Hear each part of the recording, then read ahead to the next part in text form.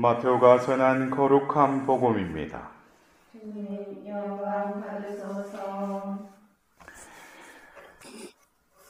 그때 11 제자는 갈릴레아로 떠나 예수님께서 분부하신 산으로 갔다. 그들은 예수님을 뵙고 엎드려 경배하였다. 그러나 더러는 의심하였다. 예수님께서는 그들에게 다가가 이르셨다.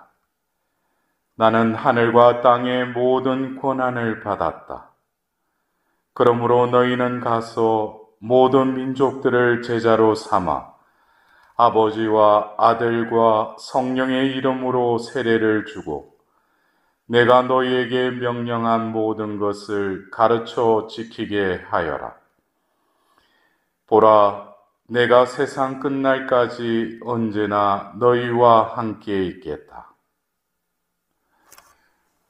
주님의 말씀입니다. 그리스도님 참여합니다.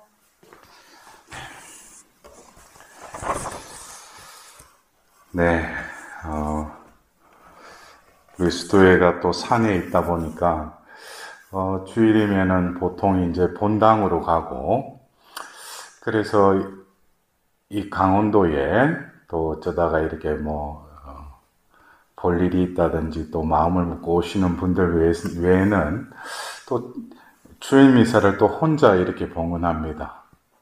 근데 오늘 또 고맙게 우리 세 분의 자매님들이 또 천사로 또 이렇게 나타나셨어요.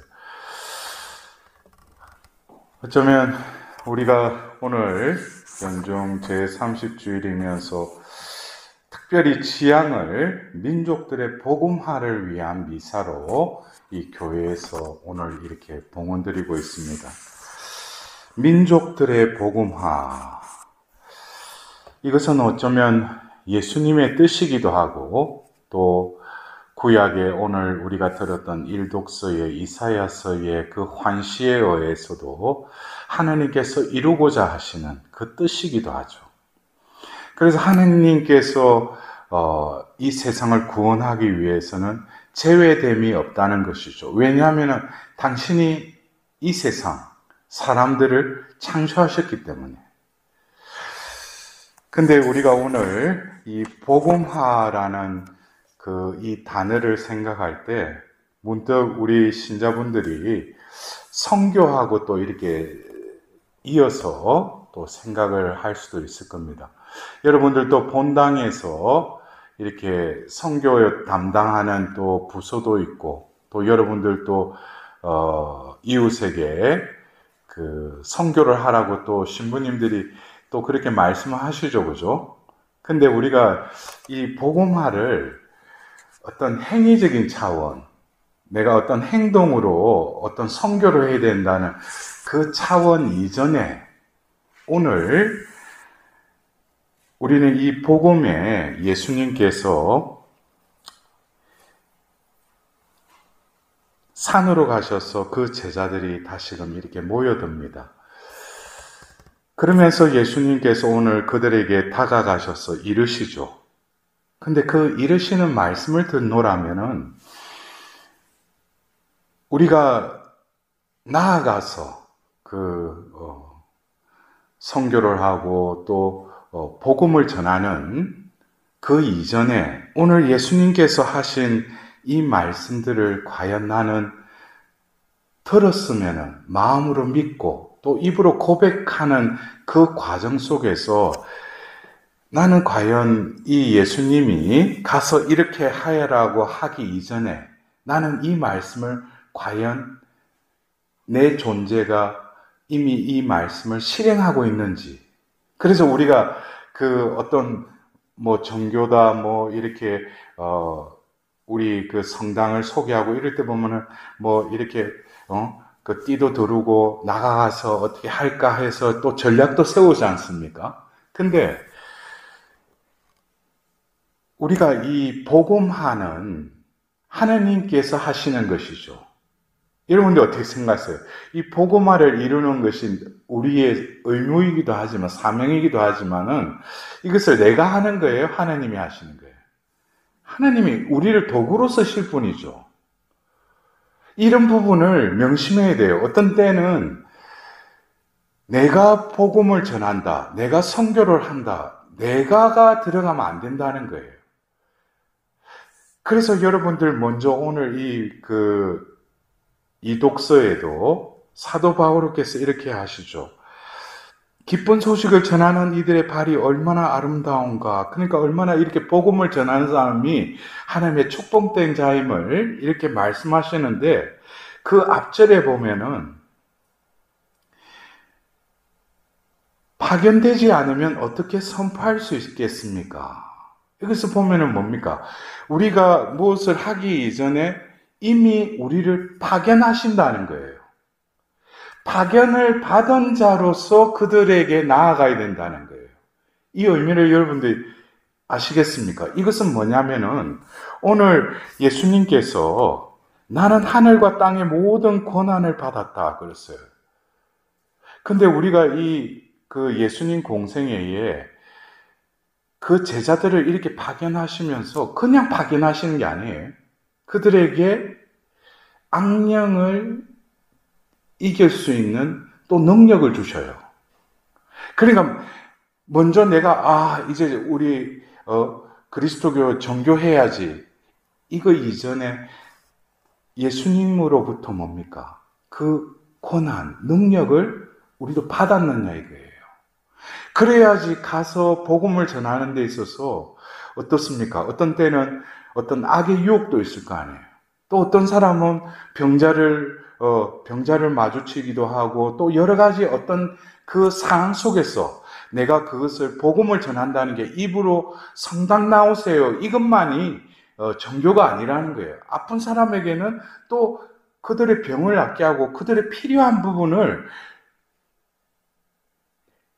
이루게 해주시는 거. 그래서 예수님의 그 공생애의 복음을 전하시는 모습 속에 많은 부분이 뭡니까? 병자를 치유하는 모습이 나오죠. 또 그리고 그 배고픈 그 군중들을 위해 빵과 생선의 기적을 일으키시죠. 그래서 우리가 어떤 이것을 언어로만, 행위로만 생각할 것이 아니라 먼저 우리는 뭡니까? 왜 우리에게 사명인가? 그것은 우리를 부르셨다는 거예요. 왜 부르셨다? 그것은 너희들이 가서 복음을 전하라고 하는데 그냥 보내는 게 아니라는 거예요.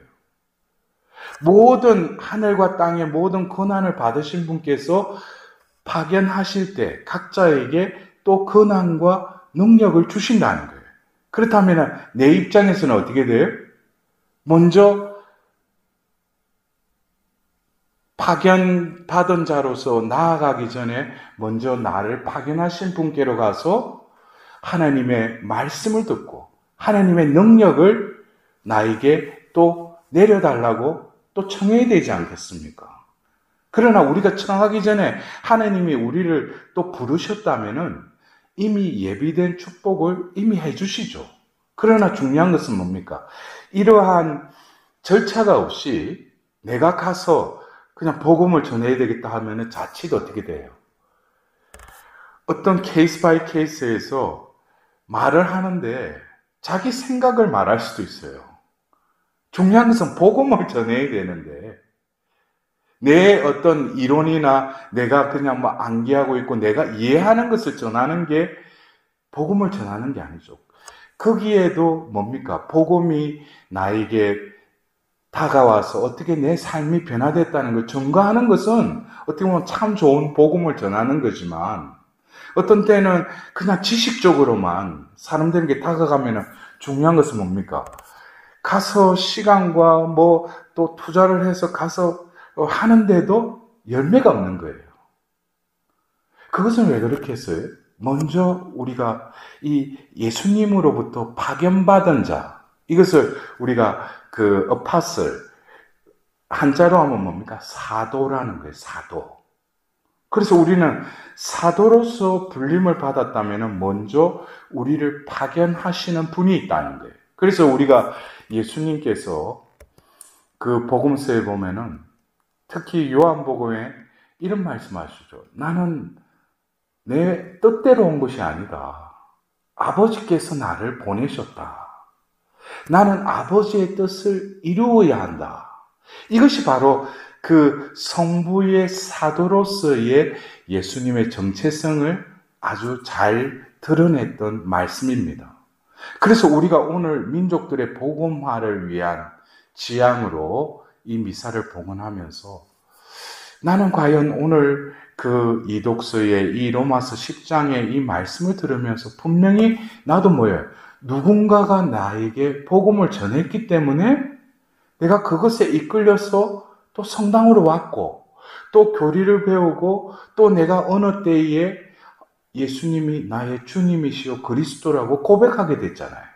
그럼 어떻게 된다고 했어요? 구원을 받는다고 그랬어요.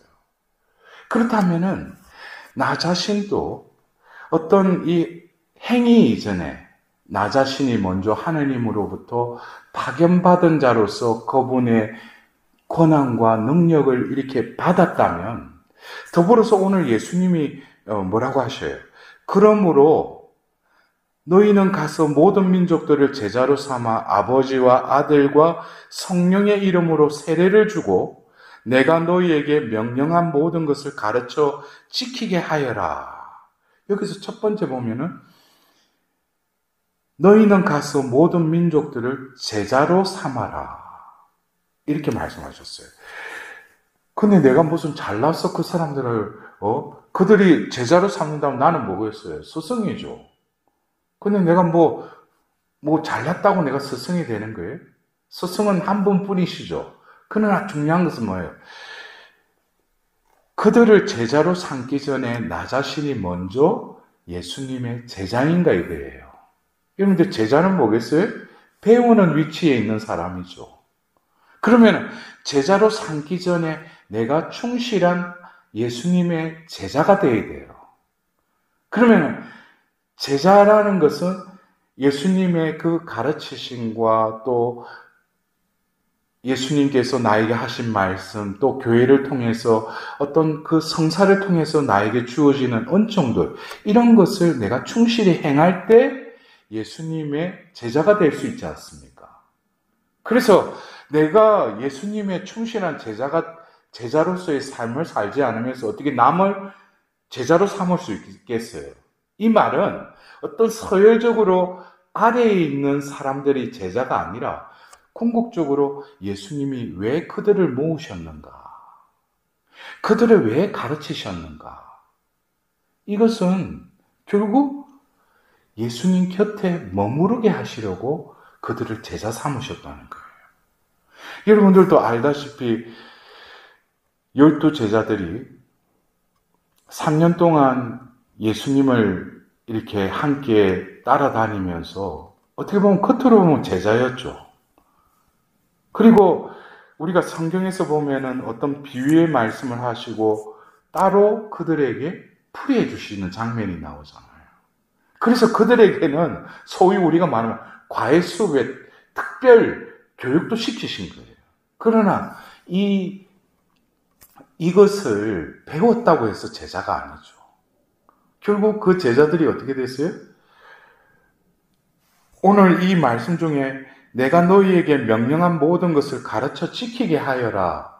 이건 역시 내가 예수님이 이렇게 해서 배워서 노트하고 이걸 암기해서 가르치는 거 아니죠. 그래서 결국 배웠지만은 그들의 생각 속에 마음이 살아있었기 때문에 결국 예수님 십자가 앞에서 다 도망갔지 않습니까? 근데 이제 예수님이 승천하기 전에 다시금 그들에게 말하죠. 그때 예수님의 말씀은 뭡니까? 하늘에서 성령이 내리시면 너희들은 그 힘을 받을 것이라는 거예요. 여기서 보면은 예수님이 최고의 만찬 때 그들에게 협조자 성령을 약속하시죠.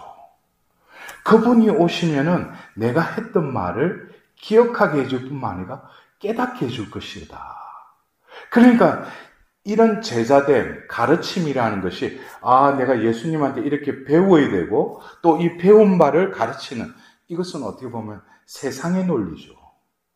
어떻게 보면 우리가 예수님의 말씀을 아무리 듣는다고 해서 단박에 깨닫는 경우는 극히 드물어요. 그 말씀을 간직하고 계속 묵상하고, 그때는 이런 뜻이었는데, 또 세월이 지나보니까 뭐예요? 그 성경 말씀이 이런 뜻이구나. 그건 누가 하시는 거예요? 성령이 하신다는 거예요. 그래서 우리가 오늘 드리는 이 복음화라는 것은 어떻게 보면 우리 교회의 사명이고 우리 신자의 의무다 해서 정교주의 또 나아가서 우리가 복음을 선포해야 되겠다. 자칫하다 보면 나로부터 시작해서 나로 끝날 수 있어요. 복음화는 하나님으로부터 시작해서 하나님으로 끝나야 된다는 거예요. 그래서 예수님이 이 땅에 오셔서 하나님 나라가 다가왔다 하면서 복음을 선포하셨지 않습니까? 이것은 바로 뭐예요? 하나님 아버지로부터 파견되어서 이 땅에 오셔서 복음을 전하신 것이죠. 그래서 우리가 이 복음을 전하는 데 있어서는 우리가 모델로 삼아야 될 분은 오로지 한 분 누구셔요? 예수님밖에 계시지 않다는 거예요. 근데 여기서 보면은 우리가 입교 예식이기도 한 이 세례, 아버지와 아들과 성령의 이름으로 세례를 주고라고 오늘 또 예수님 말씀하십니다. 이것은 어떤 형식적인 외적으로 드러나가는 예식을 베풀어라고도 할 수도 있지만 우리도 다 세례를 받았지 않습니까? 근데 이 세례를 주고라고 하기 이전에 나도 세례를 받았는데 과연 세례가 어떤 의미인가? 거기에 대해서는 여러분들이 세례성사 준비하면서 배웠던 교리들 다 아실 거예요.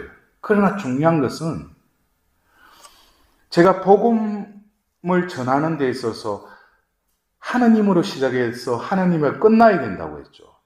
그렇다면 이 입교 성사인 이 세례 성사 역시 세례의 의미에 대해서 바오로 사도는 또 로마서 5장에 어떻게 말씀하시고 계시냐면은 여러분은 예수 그리스도와 함께 죽은 세례를 받았음을 아십니까? 라고 그 로마서 5장을 시작하셔요. 결국 우리가 세례를 받았다라는 것은 그냥 이 그리스도교, 가톨릭 교회에 입교하기 위한 그냥 입교 성사라고만 생각할 것이 아니라 하나님이 이제 뜻을 두고 때가 되어서 나를 부르셨다는 거예요. 그리고 세례를 베풀 때 이 세례의 그 존재론적인 의미는 결국 뭡니까? 우리가 세례 교리 배울 때 그러잖아요. 이 세례 받는 순간 그 이전의 지연죄는 어떻게 된다고 했어요? 다 사함을 받는다고 했죠. 그러니까 그런 것은 아주 보면 암기를 잘해. 세례 받기 전에 죄는 다 사함 받는다. 이게 어떤 의미입니까? 그것은 바로 이 세례라는 것은 예수 그리스도의 그 속량을 통해서 거저 우리는 어떻게 돼요? 자비를 입게 된다는 거예요. 이 말은 다시 뭐냐면은 내가 세례를 받기 전에 살아왔던 나는 예수님을 몰랐고 예수님을 그리스도라고 고백하지 않은 그 인간을 바오로 사도는 옛 인간이라고 말하고 있어요. 그 옛 인간이 예수 그리스도와 함께 세례를 받으면서 어떻게 됐다고요? 죽었다는 거예요. 그리고 묻혔다는 거예요. 그리고 사흘날에 예수님을 다시 일으키셨던 그 영께서 우리를 다시금 어떻게 해요? 다시 일으키셨다는 거예요. 똑같은 겉으로는 나지만은 세례를 받고 나서 내가 어떻게 된다는 거예요? 예수 그리스도와 함께 일으킴을 받은 새 인간이 됐다는 거예요. 그래서 우리가 어떤 사람들에게 세례를 베푸는 게 그냥 물 붓고 무슨 신부님들이 부처님들이 어떤 성사를 행하라고 하는 그런 의미보다는 오늘 예수님께서 이제 마지막으로 그들에게 말씀하시는 이 말씀들을 우리 존재됨으로 한번 받아들이자는 거예요. 첫 번째 뭐예요? 예수님이 하늘과 땅의 모든 권한을 받았다. 이거는 우리가 어떻게 돼요? 우리도 예수님께 파견된 자로서 예수님께 우리가 청하기 전에 이미 우리에게도 뭐예요? 악을 이겨낼 그 권세와 말씀을 전할 능력을 이미 우리에게 예비하고 계시다는 거예요. 두 번째, 너희는 가서 모든 민족들을 제자로 삼아라. 이것은 결국 뭐예요? 내가 먼저 충실한 제자로서 예수님께 곁에 머무는 삶을 내가 살아야 된다는 거예요. 그러려면은 매일 아침 또 내가 낮 동안 또 하루를 마감하기 전에 예수님께 나아가서 하루를 시작하고 또 끝나고 나서도 예수님께 가서 보고를 해야죠. 오늘 이렇게 살았다고. 그것이 충실한 종의 삶이지 않겠습니까? 그리고 세 번째, 그 세례를 주고, 이것은 세례의 그 존재론적인 의미. 뭡니까? 나는 바로 예수 그리스도와 함께 죽었고 다시 살아난 하나님의 자녀가 되었다라는 그런 존재감을 늘 느껴라는 거예요. 그리고 내가 너희에게 명령한 모든 것을 가르쳐 지키게 하여라. 이것은 조금 전에도 말씀드린 내가 가르치는 거예요? 아니죠. 우리에게 부어주신 성령께서 내 안에 계시면 그 성령의 음성에 내가 기울이고 그 성령의 감도에 민감해지면은 내가 하는 것이 아니라 그 순간에 뭐예요? 놀라운 언변과 지혜의 말씀을 나를 대신해서 직접 말씀하신다는 거예요. 이것이 어떻게 보면 우리가 선교를 하기 전에 존재론적으로 우리가 스탠바이 되는 이 과정을 오늘 예수님의 말씀을 통해서 그런 각도에서 한번 바라볼 필요가 있다는 거예요. 그렇다면 이 네 가지의 이 말씀의 궁극적인 우리 그리스도교의 그 선교, 복음화를 위해서는 우리가 시작과 끝뿐만 아니라 그 복음화를 우리가 수행하는 그 과정 속에도 늘 잊지 말아야 될 것이 오늘 예수님께서 말씀하신 마태오복음 28장 20절 후반부의 말씀이에요. 보라, 내가 세상 끝날까지 언제나 너희와 함께 있겠다. 그래서 조금 전에 말했던 그 네 구절의 말씀, 이 본질은 결국 뭡니까? 예수님은 이 땅에 오셔서 성부의 사도로서의 그 임무를 수행하셨죠. 그리고 하늘로 오르셔요. 그러나 우리가 고아가 되는 것이 아니라 내가 떠나면 너희들에게 협조자 성령을 보내주시겠다 그랬어요. 그것이 오히려 너희들에게 유익하다고 그랬어요. 이 교회가 탄생하면서 우리에게 성령을 부어주셨죠. 여러분들도 성령을 받았죠. 여러분들 안에 성령이 계시죠. 그러면은 우리가 직무유기, 건무태만이라는 말이 있죠. 우리가 복음을 전하라 해서 전해야 되고 내가 전하지 않아도 되고 그런 게 아니에요. 우리는 이것이 삶이 되어야 돼요. 우리 가정 안에서 내 이웃에게 본이 되어야죠. 내가 뭐예요? 바로 성부의 사도이신 예수님과 같이 하나님으로부터 예수님으로부터 파견된 사도로서 그들에게 나아가서 내가 하는 것이 아니라 하나님께서 이미 나에게 주신 그 권한을 가지고 또 나에게 그 가르침과 깨달음을 성령께서 직접 나를 통해서 행하신다는 것이죠. 결국 나의 존재됨은 뭡니까? 세례를 통해서 이미 나는 세상에 죽었고 하나님 안에서 다시금 거듭 태어난 산자로서의 삶을 내가 살아갈 때 이 복음화는 저절로 내 삶을 통해서 빛을 발한다는 거예요. 그래서 우리가 오늘 이 민족들의 복음화를 위한 미사를 우리가 봉헌드리면서 여러분들 안 그렇습니까? 지난 3년여 동안 이 코로나로 인해서 팬데믹의 시대가 지나갔어요.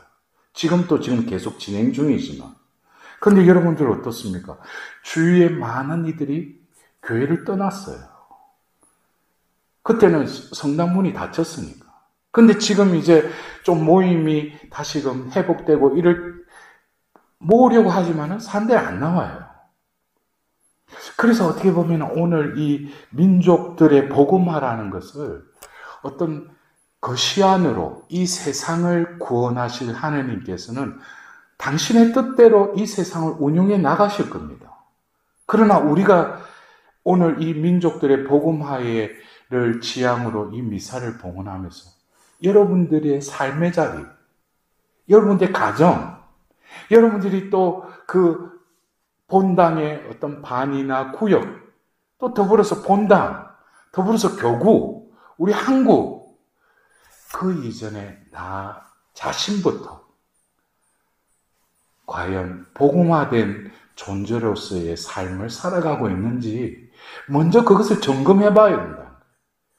그것에 대해서 오늘 이 복음의 네 기절의 이 말씀, 그리고 더불어서 이 말씀을 지탱하고 있는 본질이 뭐예요? 내가 세상 끝날까지 언제나 너희와 함께 있겠다.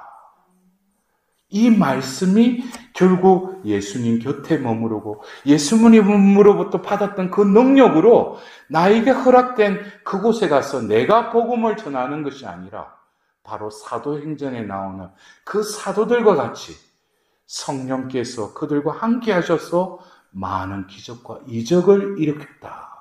그것은 결국 뭐겠어요? 내가 한 것이 아니라 나와 하나님이 함께 하시구나라는 것을 내가 드러냈을 뿐이죠. 그래서 오늘 우리는 어떻게 보면 혼탁하고 죄로 기운 이 세상 속에서 이 그리스도인이라는 나의 존재된 세상의 빛과 소금이 되어라 라고 하신 말씀은 세상의 빛이다 라고 예수님이 말씀하실 때는 이미 뭐가 전제되어 있어요? 세상은 어둠 속에 있다는 거예요. 여러분들도 가정 안에 문제가 있죠. 어려움이 있죠. 그것만을 가지고 고민하고 그것만 가지고 기도할 것이 아니라 나의 존재됨이 먼저 뭐예요? 빛이라는 거예요. 근데 빛으로서의 빛을 발산 못하면서 그 어둠만 보고 한숨을 쉬고 있으면 뭔가가 잘못되지 않았어요? 그래서 오늘 우리는 민족들의 복음화를 위하여 오늘 이 미사를 봉헌하기 하는 내가 과연 복음화가 되고 있는가? 세례를 받은 지 이렇게 연륜을 다해 가는데 나는 과연 사도로서의 삶을 살아가고 있는가? 이 부분에 대해서 여러분들이 오늘 성찰하고 좀 묵상하셨으면 합니다. 중요한 것은 뭐예요? 나를 부르시기 전부터 하나님은 나와 함께 하셨어요. 더불어서 때가 되어서 나를 교회로 부르셨어요. 지금 또 미래에 어느 날까지 이 지상의 삶도 하나님께서 함께 하실 거예요. 더 중요한 것은 뭡니까? 이 생에서 내가 그분의 자녀답게 사도로서의 삶을 살았다면 이제는 이 광야를 떠나서 영원한 생명의 나라로 들어가면 그때는 뭡니까? 그때도 하나님은 우리와 함께 영원히 머무르실 분입니다. 그래서 여러분들이 그냥 내가 정교해야지, 내 이웃에게 가서 우리 성당 나오라 가야지, 그거 이전에 오늘 이 말씀을 통해서 과연 내가 복음화가 되어 있는가에 대해서 우리 자신을 다시금 되돌아보며 또한 필요한 은총과